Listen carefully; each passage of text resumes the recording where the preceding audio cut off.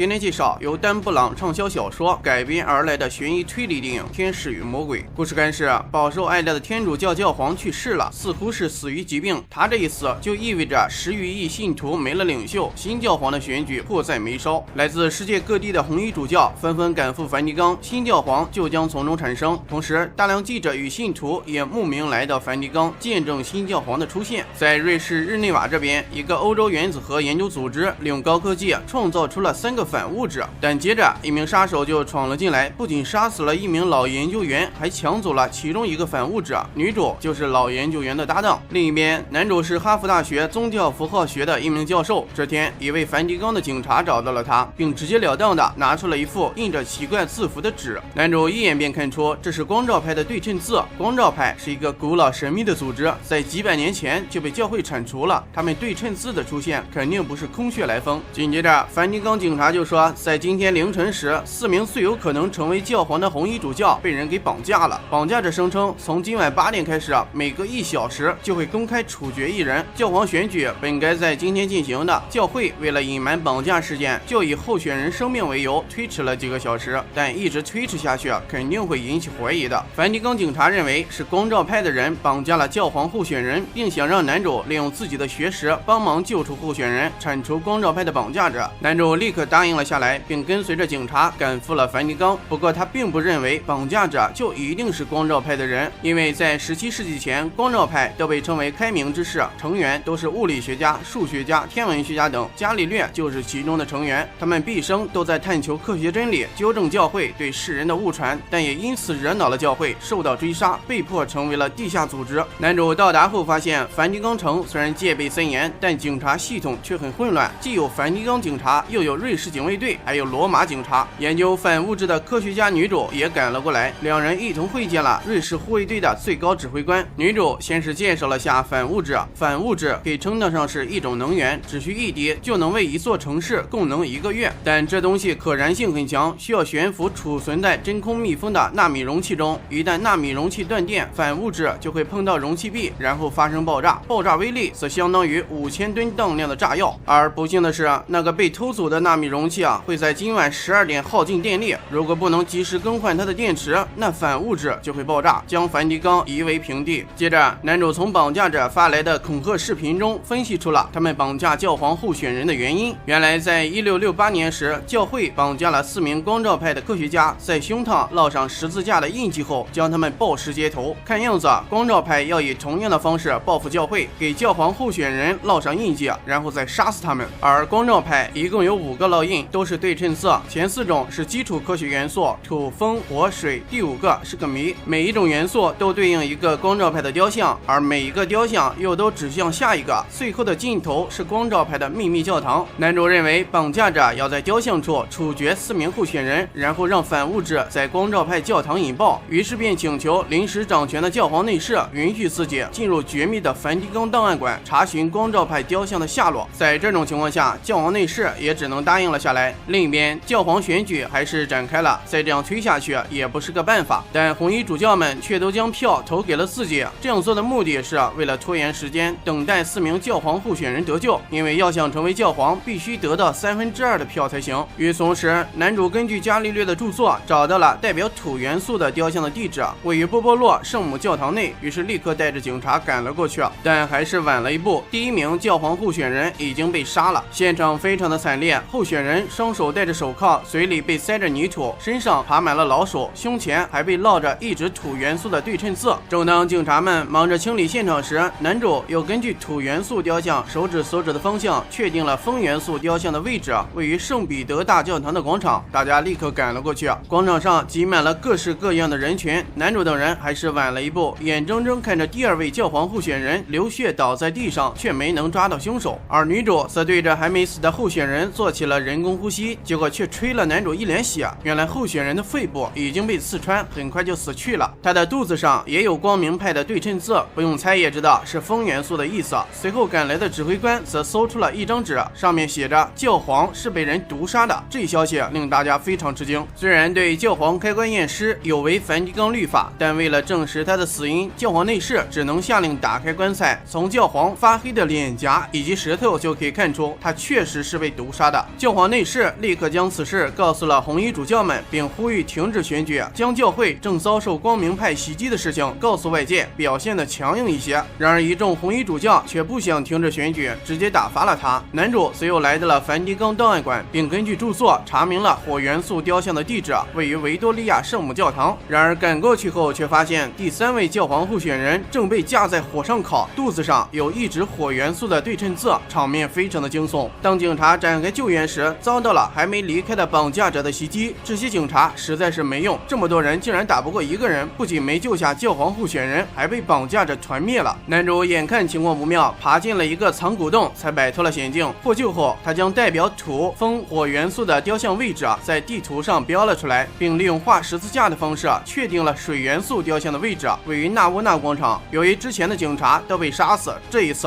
他只带了2名警察就急匆匆地赶了过去。2名警察基本就是来送人头的，没多大会儿就被绑架者杀掉了。绑架者将第4位教皇候选人推到喷泉里后，就驾车离开。男主赶忙跳到水里救人。候选人的胸膛上有一指水元素的对称字，背后的架子上还绑着一块大磁铁，男主根本就搬不动，他只好浮出水面喊救命，随后还拔了根氧气管塞到了候选人的嘴里。好心市民迅速赶了过来，大家齐心协力救下了候选人。男主则从他的口中问出了光明派教堂的地址，就位于天使堡。按理来说这里应该会有反物质，但大家并没有什么发现。警察随意搜查一番后就纷纷离开，而男主却没有放弃。经过仔细搜寻，他发现了一条密道，并据此找到了绑架者用来烙印的烙铁，前4个分别代表着土、风、火、水4种元素，这个大家都知道了。最后一个由2把交叉的钥匙组成，代表着教皇。男主2人认为，既然教皇已经死了，下一个目标应该是教皇内侍。此时绑架者拿着枪从旁边出现，只是吓唬2人一番就离开了。等刚坐上车就被1颗炸弹炸死了，看来幕后黑手要毁尸灭迹。男女主角则带人冲进了教皇内侍的房间，正好碰到指挥官在举着枪，警察直接打死了指挥官。教皇内侍的胸口被印上了交叉钥匙的烙印，指挥官则在临死前将一把金色的钥匙拿给了男主，这里总感觉怪怪的。紧接着大家通过分析交叉钥匙得知了反物质的所在地位于圣彼得教堂的墓地，赶过去后发现反物质果然在这里。然而女主分析后却说，由于纳米容器电池的寿命只剩下不到5分钟，而在不到5分钟的情况下更换电池极有可能引爆反物质，于是便建议大家尽快撤离。然而教皇内侍却不甘心，抄起容器来就跑出门外，坐上了一架救援直升机。他当过飞行员，很显然这是要让反物质在空中引爆。在将直升机升至足够高时，他设置自动导航，通过跳伞的方式降落了下来。反物质爆炸后，瞬间在云彩中炸了一个绚丽的口子，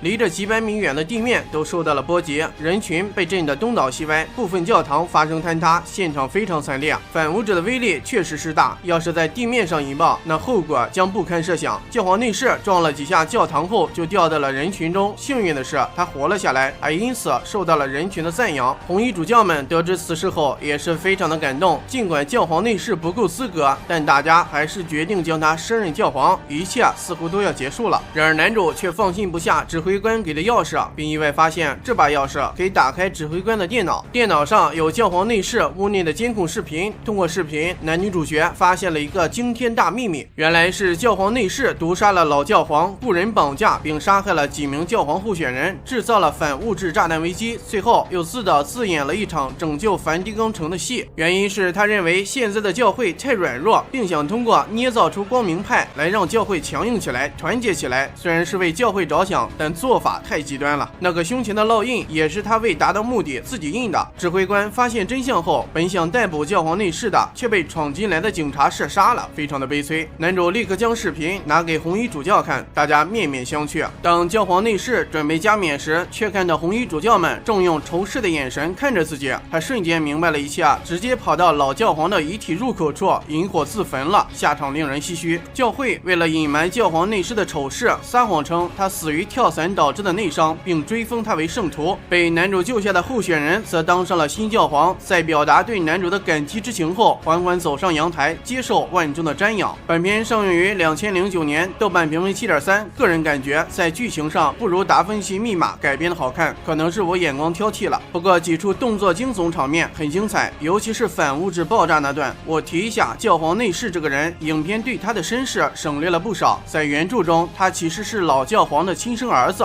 在天主教中，神职人员是禁止结婚的，但老教皇却跟深爱的女人有了教皇内侍，并对所有人谎称这是自己的养子。刚开始的时候，教皇内侍只是发现了老教皇有孩子的丑闻，在杀了老教皇后才知道自己杀的是亲生父亲，这也促成了他自己的自杀。这个人物其实非常的悲情，还是推荐大家看看原著吧。最后呢，喜欢听新讲故事的也别忘了加关注，我们下期再见。